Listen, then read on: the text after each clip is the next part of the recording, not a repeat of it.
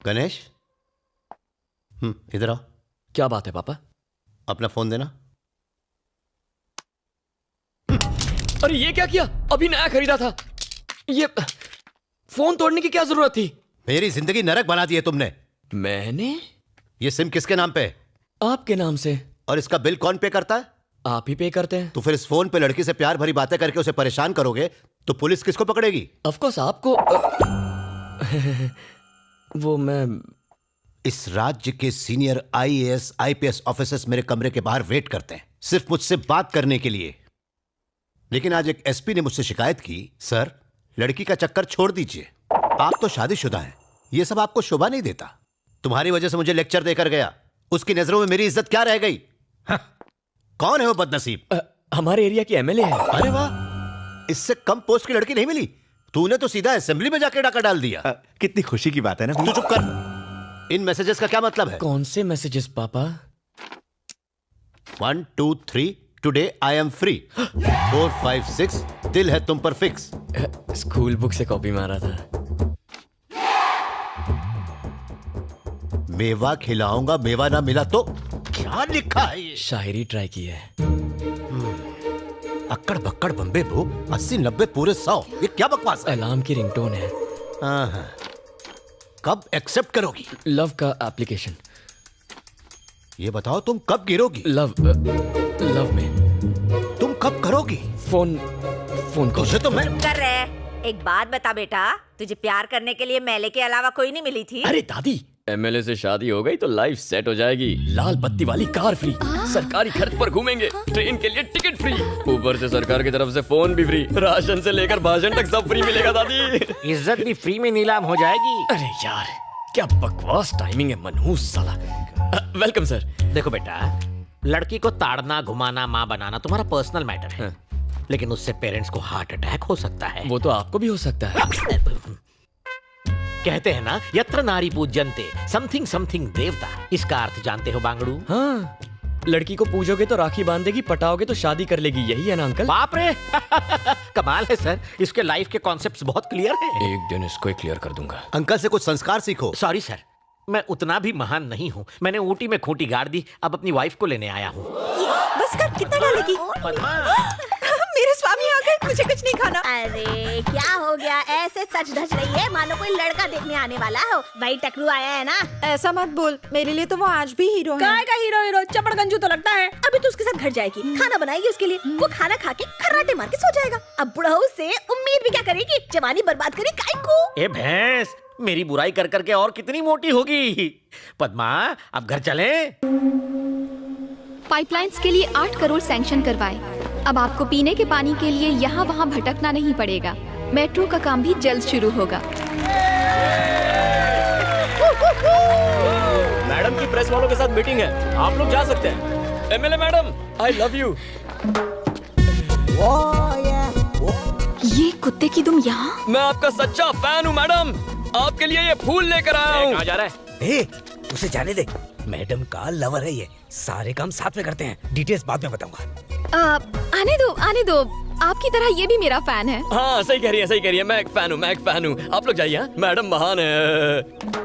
मार ही डालोगी। क्या नाम है? गणेश उर्फ गना। गणेश, करते क्या? फिलहाल तुम्हें पटा रहा हूँ। तुम्हें नहीं लगता कुछ ज्यादा ही फ्रैंक हो? मैं तो बचपन में इससे भी ज्यादा फ्रैंक था। क्या कहा? तुम बचपन में क्यों नहीं मिली मुझे?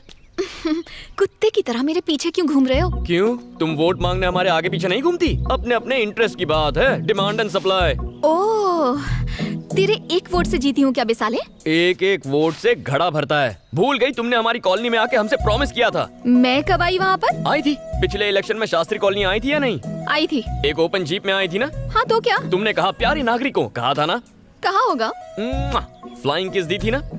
कहा था तुम सब मेरे हो, कहा था ना? हाँ तो उसी दिन से मैं तुम्हारा हो गया। अबे, वो मैंने तेरे को पर्सनल कहा था क्या? वो सब मैं नहीं जानता, मैंने तो पर्सनली ले लिया ना। तेरी तो सब देख रहे हैं तुम्हें। बाद में देखती हूँ तुझे, साला लुच्चा लफंगा कहीं का। अरे MLA madam, I love you. चप्पल से मारूंगी तुझे। आपका सबसे बड़ा फैन हूँ, मार डालो। उसने रेप किया है, फांसी तो होनी ही चाहिए।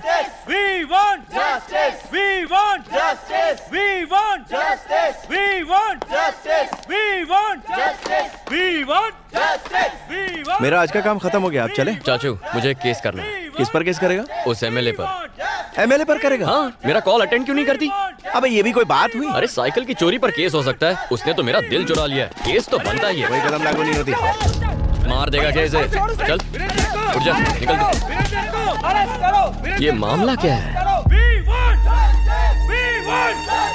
एमएलए यहाँ क्या कर रही है? आज 28 जनवरी को महिमा रेप एंड मर्डर केस की फाइनल हियरिंग होने जा रही है। जनता महिमा को सपोर्ट करने के लिए अदालत के बाहर प्रोटेस्ट कर रही है। अब देखने वाली बात ये है कि अदालत वीरेंद्र को सजा देती है या फिर उसे इस केस से बाइज्जत बरी करती है, क्योंकि वीरेंद्र बिजनेसमैन प्रसाद कुमार के बेटे हैं।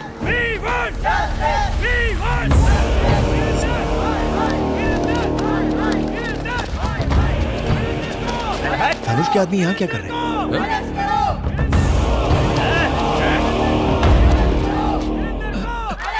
मैडम, हमारे वकील साहब अभी तक नहीं आए। साइलेंस। मूर्ति जी अब तक लॉयर क्यों नहीं आया? मैंने सुबह से उनको कई फोन किए, लेकिन वो मेरा फोन उठा ही नहीं रहे। उनके घर पे भी ताला लगा है। रिश्तेदारों को भी उनके बारे में कुछ पता नहीं है। समझ में नहीं आ रहा मैडम वो कहाँ चले गए। चाचू एमएलए तो काफी टेंशन में लग रही है। चलो।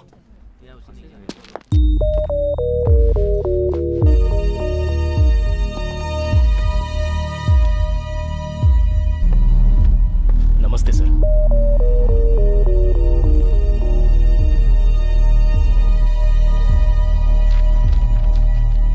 हियरिंग का टाइम हो गया है। आपका वकील अब तक क्यों नहीं आया है? पता नहीं साहब। तो आपकी तरफ से एविडेंस कौन पेश करेगा? सारे एविडेंस लॉयर के पास है साहब। कोई वकील नहीं और कोई एविडेंस भी नहीं। इस तरह आप कोर्ट का कीमती वक्त बर्बाद कर रहे हो और कुछ नहीं। इसलिए मैं इस केस को डिसमिस। एक्सक्यूज मी सर, हमें लीव ऑफ एब्सेंस ग्रांट कीजिए। मैं इसकी अथॉरिटी आपको नहीं दे सकता। वकील चाहिए। चाचा उठो, केस आप लड़ेंगे। उठ जाओ। ये क्या बक रहा तू? डिसाइड हो गया, चलो ऑफिशियल अनाउंसमेंट करो। लेकिन शुरू कैसे करूं? लीव ऑफ एब्सेंस मांगो। और एविडेंस का क्या? एविडेंस आ जाएगा, सबूत और गवाह लाना मेरा काम है। चलो। योर ऑनर, मेरा नाम श्रीपति है। ये केस मैं टेक ओवर करता हूं। लीव ऑफ एब्सेंस ग्रांट करें। आपके पास कोई एविडेंस है? किस बिना पे लड़ेंगे आप? इनको केस लड़ने दो, इनको केस लड़ने दो, इनको केस लड़ने दो। वीरेंद्र को फांसी दो, वीरेंद्र बलात्कारी है, वीरेंद्र को फांसी दो। साइलेंस।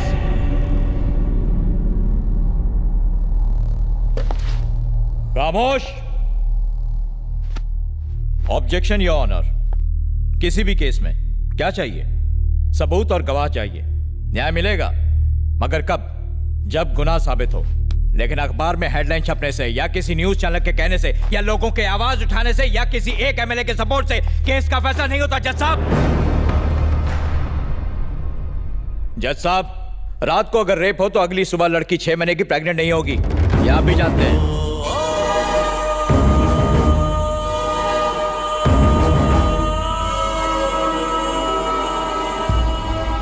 प्रेग्नेंट?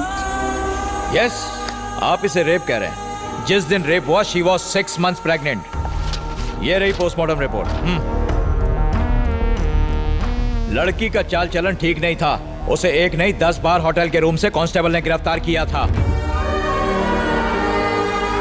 आइए सर। ये बात बिल्कुल सच है सर। हमने उसे 10 बार अरेस्ट किया, लेकिन उसने हमसे रिक्वेस्ट की कि हम उसके माँ बाप को ना बताएं, इसलिए एक ही बार कंप्लेंट लिखी। सर नहीं सर, प्लीज ऐसा मत कीजिए सर। मेरी बेटी थी वो, उस पर ऐसे घिनौने इल्जाम मत लगाइए। आपसे भीख मांगता हूँ, बहुत अच्छी थी मेरी बेटी। हम ये केस वापस ले लेंगे। और तुम्हारे कहने से नहीं चलता। आपने देखा जज साहब, जब राज खुलने लगा तो मगरमच्छ के आंसू बहाने लगे। इन्हें फंसाने के पीछे इनका एक खास मोटिव था। मेरा क्लाइंट बिजनेसमैन है, युवा पीढ़ी का आइकॉन। पूरी फैमिली ने मिलकर मेरे क्लाइंट को ब्लैकमेल करने का, लूटने का प्लान बनाया। और जब वो झांसे में नहीं आया तो हर सुबह हर शाम रेप केस करने की धमकी दे देकर मेरे क्लाइंट को हैरेस किया।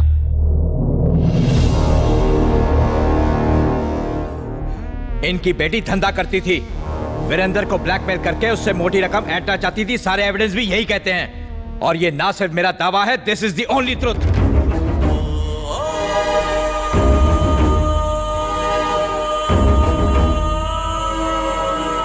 समाज के नाम पर कलंक है ये लड़की, और किसे पता, शायद इसके माँ बाप ने ही इसे इस काम में झोंका हो। इस शहर की गंदगी है ये।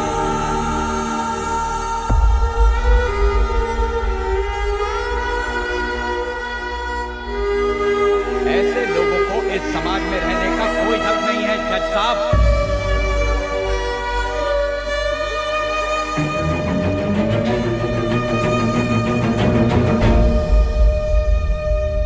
कोर्ट का कीमती वक्त बर्बाद करने और एक निर्दोष इंसान पर झूठा आरोप लगाने के जुर्म में ये कोर्ट आपको दोषी मानता है। The case is dismissed.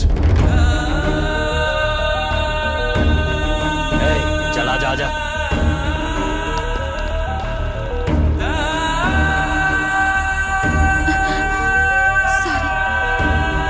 सुखी रहो बेटी।